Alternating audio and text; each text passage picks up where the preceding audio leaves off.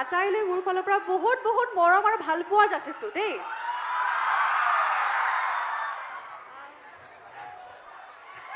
নমস্কাৰ। অৱশেষত কথা ক'বলৈ পাইছোঁ। বহুত দেৰি পৰা মঞ্চতে আছোঁ নহয় মই। পোনপ্ৰথমতে পলমকৈ হ'লেও সকলোলৈ ৰঙালীৰ শুভেচ্ছা জ্ঞাপন কৰিছোঁ। আৰু ইয়াত উপস্থিত থকা জ্যেষ্ঠসকলক মই সন্মান জনাইছোঁ, সেৱা জনাইছোঁ।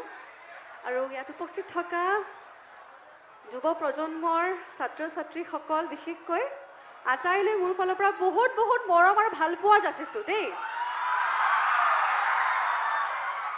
ইয়াত সোমাই যিটো এনাৰ্জি অনুভৱ কৰিছোঁ সেইটো খুব কম দেখিবলৈ পোৱা যায়।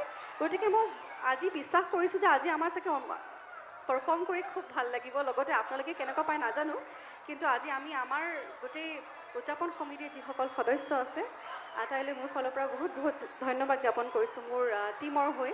তেওঁলোকে ইমান সুন্দৰ মঞ্চ এখনত আজি হয়তো 25 বছৰ সম্পূৰ্ণ হৈছে, মই যদি ভুল নহয়।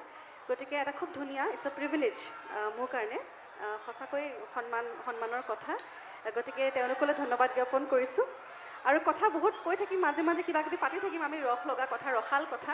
কিন্তু যিহেতু বহুত পলম হৈ গ'ল, আমি গীতৰ মাজলৈ গৈছোঁ। এটা খুব ধুনীয়া গীত গাবলৈ লৈছোঁ। আপোনালোকে খুব ভাল পায় গীতটি শুনি চাওক।